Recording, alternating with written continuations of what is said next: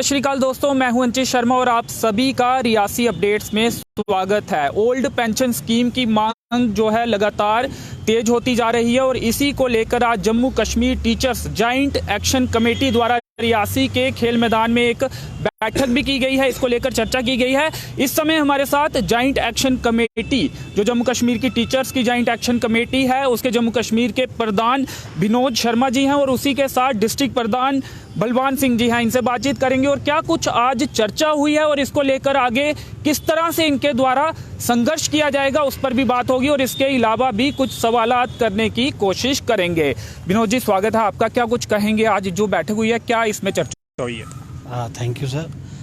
आज Jammu Kashmir teachers joint action committee की तरफ से यहाँ एक 11th आवर में बड़ा शॉर्ट नोटिस पे एक मीटिंग बुलाई गई, जिसमें हमारे एग्जीक्यूटिव मेंबर्स और डिस्ट्रिक्ट प्रेसिडेंट साहब हमारे बलवान सिंह जी, इनकी अध्यक्षता में यहाँ लोग पहुँचे हैं। अलग अलग विषयों पे यहाँ पे चर्चा हुई है। बड़े सारे इश्यूज़ थे, लेकिन मेनली जो आज मुख्य तौर पे इशू जो रहा है वो है restoration of old pension scheme.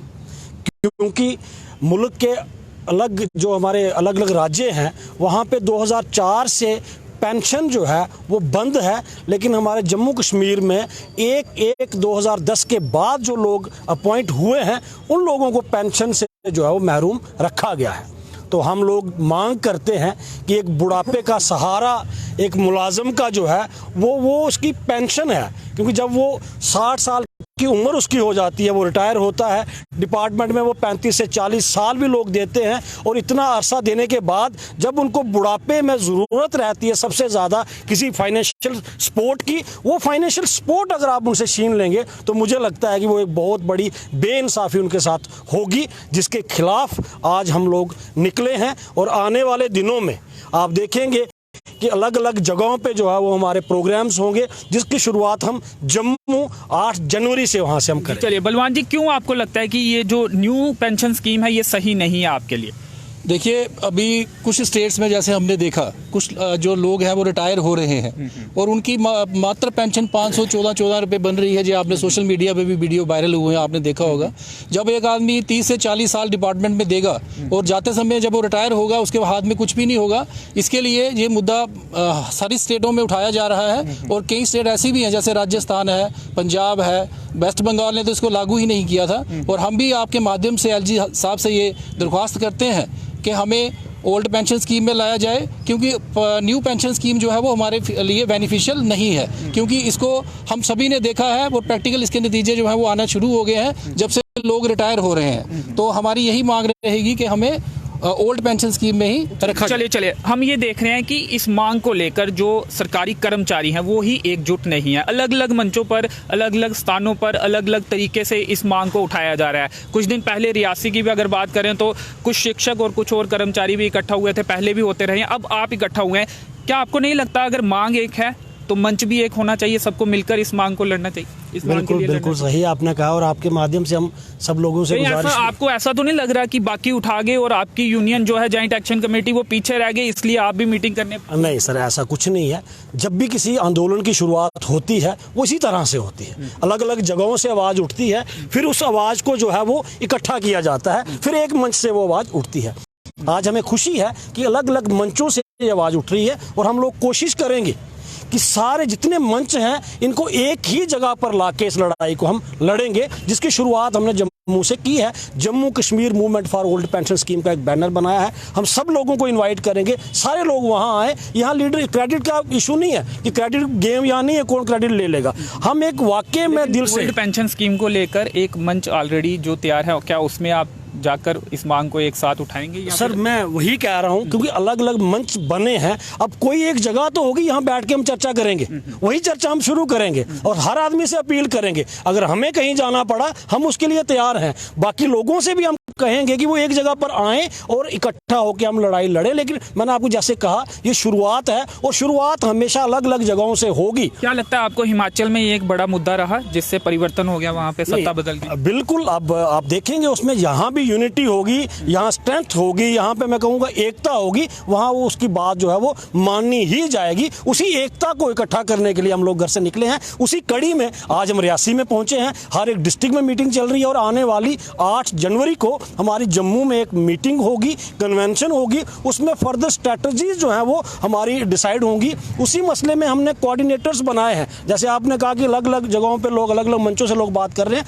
हमने कोऑर्डिनेटर्स अपॉइंट किए हैं कि वो उनके साथ भी कोऑर्डिनेट करेंगे। अगर वो हमें कन्विंस कर पाए कि हम उनके साथ जाएं, बेहतर रहेगा, तो हम वहां जाने के लिए तैयार हैं। इससे पहले भी जो आरईटी शिक्षकों का मुद्दा था उसमें भी अलग अलग तरीके से लड़ाइयों को लड़ा गया, उसमें भी शिक्षक एक साथ नहीं हुए। सर ये डेमोक्रेसी, अब आप किसी को रोक तो सकते नहीं हो, लेकिन आप देखोगे टी जैक के बैनर तले ही 35 दिन हम लोगों ने, फिर कई सवाल भी उठते हैं ना कि अपनी नेतागिरी के लिए अलग अलग मंचों से उठाए जाते हैं ये मुद्दे। अब सर इस पे अब कोई क्या सोचता है, किसी के दिमाग में क्या चल रहा है, आप उसको कंट्रोल नहीं कर सकते। आप ये कर सकते हो कि आप अपने आप में बदलाव क्या लाओगे। जब हमने टीचर्स ज्वाइंट एक्शन कमेटी बनाई थी तब भी हमने ये कोशिश की थी कि वो जो मसला टीचर्स का बना था उस मसले के लिए हम इकट्ठा होकर कैसे लड़ें। उसमें हमने 4-5 तंजीमें जो हैं वो इकट्ठा होकर एक ही मंच पे आए थे। जब कुछ लोग उस मंच पे भी नहीं आए तो आप उनको जबरदस्ती नहीं ला सकते थे। 35 दिन लगातार हमने जम्मू में चेन हंगर स्ट्राइक की और उसका नतीजा आज आप देखते हैं कि वो मसला भी हल हुआ। आज लोगों का सैलरी का जो इशू था वो भी कुछ और राज्यों में भी क्या आपकी बातचीत चल रही है सरकारी कर्मचारियों से? क्या एक बड़े मंच पर भी इस लड़ाई को पूरे देश भर में? सर बात ये है कि ये जो मसला है ये स्टेट सब्जेक्ट है। आज आप देखेंगे कि कई जो स्टेट्स हैं उन्होंने ओल्ड पेंशन स्कीम को दोबारा से लागू किया है। कुछ स्टेट्स ऐसी हैं जिन्होंने न्यू पेंशन स्कीम को लागू ही नहीं किया था। तो इसलिए अच्छा है कि अगर हम बाहर वाले लोगों के साथ भी, बंगाल ने लागू नहीं किया, हाँ वही मैं कह रहा हूँ कि अच्छा है कि हम उनके साथ भी तालमेल करें, लेकिन लड़ाई जो है वो हमें अपने घर से ही लड़नी पड़ेगी। हमारी यहाँ की गवर्नमेंट जो है उसको कन्विंस करना पड़ेगा, स्ट्रेंथ जो है वो हमें निकालनी पड़ेगी। और उसका कोई इतना बड़ा इशू नहीं है कि बाहरी राज्यों के लोग भी हमें सपोर्ट करें तो ही हम लड़ाई लड़ सकते हैं। अच्छा है अगर वो आए, लेकिन सबसे पहला मकसद हमारा ये है कि हम घर के लोग, हमारी स्टेट के लोग, हमारी यूनियन टेरिटरी के लोग एक प्लेटफॉर्म पे आ जाएं, हम लड़ाई लड़ें और फिर अगर कोई हमें सपोर्ट करता है। जॉइंट कमेटी जो आपने बनाई है, क्या ये जो आपके मुद्दे हैं आप उसे ही उठाएंगे या कुछ जो आप में कमियां हैं वो भी आप उठाएंगे इसके जरिए? क्योंकि हम देखते हैं कि पहाड़ी इलाकों की, खासकर डिस्ट्रिक्ट रियासी की बात करूंगा जिसकी मुझे जानकारी है, एडीसी ने भी विजिट किया था, स्कूल के हालात हमने देखा, बच्चों को कुछ उन्होंने बेसिक से सिलेबस के मुतालिक सवाल पूछे, वो उन्हें नहीं आए। इसके बाद एसडीएम धर्माड़ी ने भी स्कूलों का दौरा किया, वहाँ पर भी कुछ हालात ऐसे ही थे। तो क्या अपने अंदर की कमियाँ भी ये कमेटी देखती है या फिर आपकी एसोसिएशन जो है वो देखती है, उसे दुरुस्त करने की कोशिश करती है, या फिर सिर्फ आपकी जो मांगे हैं पेंशन को लेकर या और सुविधाओं को लेकर वही आप उठाते हैं, या फिर आरईटी को रेगुलर करने की? नहीं, हमारा जो मकसद है आप देखेंगे कि बच्चा जो है वो हमारी प्रायोरिटी है। जितने भी शिक्षक आप यहाँ देखेंगे ये वो लोग हैं। मैं आपको बताऊं, आप ये मानते हैं कि कुछ शिक्षक जो है वो सही से अपने कर्तव्यों का निर्वाह नहीं करते? सर ऐसा मैं कहूँ, ये हर चीज़ के एक अपना अपना नज़रिया देखने का है। मैं आपको बताऊँ, बुनियादी जगहों पे आपको जाना पड़ेगा। ये वो लोग हैं जिन्होंने 1500 रुपये पे अपने बच्चों का दूध इनका पूरा नहीं हुआ, माँ बाप की दवाई पूरी नहीं हुई, इन्होंने स्कूल चलाए हैं। बंद पड़े स्कूलों को इन्होंने खोला है। मिलिटेंसी इफेक्टेड जो एरिया से स्कूल बंद हो गए थे उनके ताले इन्होंने खोले हैं। आज जो जिन स्कूलों की आप बात करते हैं, आप बुनियादी चीज़ देखिए, आज प्राइमरी स्कूल में 50-50 बच्चे हैं, एक टीचर है। हाई स्कूल में 300 बच्चे हैं, 3 टीचर हैं। बताइए वहाँ को कैसे पढ़ाएंगे? आपको इन बुनियादी चीज़ों पे जाना पड़ेगा। जब तक आप वहाँ पे स्टाफ पूरा नहीं करेंगे, जब तक आप टीचर को जो है वो टीचिंग पर्पज़ के लिए नहीं रखेंगे, तब तक ये सुधार नहीं हो सकता। आज आप देखें बीएलओ के जितने भी सेंसेस होंगे, जितने भी सर्वेज होंगे, जो भी काम आप कहेंगे वो टीचर से करवाया जाता है। साल में 8 महीने टीचर को बाहर इंगेज किया जाता है, फिर आप रिजल्ट देखते हैं। तो मेरी आपसे भी, मीडिया बंधु, क्योंकि आप एक बहुत बड़ी आवाज़ है, आपसे भी मेरी गुजारिश है कि आप दोनों पहलू दिखाएं कि वजह क्या है। कहीं जो आपने कहा कि स्कूलों में बच्चों को अगर पूछा उनको नहीं आया, उसको मानते हैं, हो सकता है हर आदमी में कमी है, हम में भी होगी, उसके सुधार के लिए हम लोग काम करेंगे। लेकिन यहाँ एडमिनिस्ट्रेटिव सपोर्ट हमें चाहिए, वो सपोर्ट भी हमें मिलनी चाहिए। स्टाफ जो है वो कम से कम प्रॉपर में, हम ये कहते हैं बुनियाद जो है बच्चे की प्राइमरी स्कूल है। वो प्राइमरी स्कूल में आपने एक टीचर दिया है, वो मिड डे मील भी चलाएगा, सेंसिस भी करेगा, सर्वे भी करेगा, बीएलओशिप भी करेगा, पढ़ाएगा कब? आज का टीचर तो सारे काम करता है सिवाय पढ़ाने के, उसको टाइम ही नहीं मिलता। जिसके लिए उसको लगाया गया है उसके लिए उसके पास ये आप मानते हैं? बिल्कुल, उसको टाइम ही नहीं। आप बताइए बीएलओ जब वो निकल जाएगा, पिछले दिनों आपने देखा 40 दिन टीचर जो है स्कूलों से बाहर रहे। आज उसको बजट बढ़ाने की जरूरत है? नहीं, बजट नहीं है हमारे पास, टीचर्स इंफ्रास्ट्रक्चर क्रिएट करना पड़ेगा ना, बेहतर एटमॉस्फेयर देना। मैं ये कह रहा हूँ इंफ्रास्ट्रक्चर भी है, आज स्कूल बिल्डिंग, अधिक शिक्षक लगाएंगे तो बजट बिल्कुल। शिक्षकों की नियुक्ति जो है वो जरूरी है। आप देखें कई जगहें ऐसी है, रैशनलाइजेशन आज बड़ा वेलकम प्रोसेस जो स्टार्ट हुआ, लेकिन यहाँ भी मैं आप बताऊँ, यहाँ जो प्रिंसिपल साहबान हमारे हैं उनको हेड बनाया गया और उनकी कोशिश ये है कि हम अपने हायर सेकेंडरीज को पहले भरें। प्राइमरी स्कूल अकेला है तो अकेला टीचर चलाए, मिडिल स्कूल में दो हैं तो कोई इशू नहीं है। हम ये कहते हैं और हमारी मांग है, हमारी दरख्वास्त है कि आप पहले जो फाउंडेशन है बच्चे की, जो प्राइमरी स्कूल है, जब वो वहां से कुछ ना पढ़ के आएगा वो आगे जाके कुछ नहीं पढ़ सकता। वहां आप कम से कम 2 टीचर दे दीजिए, बुनियाद जो है वो मजबूत की जाए। बलवान जी, थोड़ा देरी कर दिया आपने, क्योंकि कुछ पहले शिक्षक सरकारी कर्मचारी इस मुद्दे को काफी देर से उठा रहे हैं, आप पीछे रह गए। नहीं, ऐसी बात नहीं है सर, क्योंकि आप सभी जानते हैं कि टीजैक जो है, टीजैक सबसे बड़ा एक लार्जेस्ट ऑर्गेनाइजेशन है हमारी। अगर लार्जेस्ट है तो इस मुद्दे में आप थोड़ी देरी कर गए, आप बात नहीं, देरी नहीं, हमने ये मुद्दा हमारे स्टेट प्रेसिडेंट जी हैं स्टेट लेवल पे कब से उठा रहे हैं, ड्यूटी लेवल पे कब से उठा रहे हैं। मीडिया में प्रधान आप हैं, डिस्ट्रिक्ट में कहीं पीछे रह गए? नहीं, डिस्ट्रिक्ट में भी पीछे नहीं है। पहले तो हमारी ऊपर से स्ट्रेटजी बनी ना कि किस तरह से हमने डिस्ट्रिक्ट में जाकर के इसको कोऑर्डिनेट करना है। आज हमने यहाँ पे अपने जोन 6 जोन में 6 कोऑर्डिनेटर जो है ये MOPS को लेकर के अपॉइंट किए हैं, जो ये देखेंगे कि जितने भी अलग अलग डिपार्टमेंट के जो कर्मचारी हैं जो NPS में आते हैं वो लोग हम उनके सपोर्ट में खड़े होंगे, वो हमारी सपोर्ट में खड़े होंगे। और मेरा आपके माध्यम से सभी NPS एम्प्लॉइज़ को ये न्योता है कि खुले मंच पे आएँ, बैठ के बात करेंगे।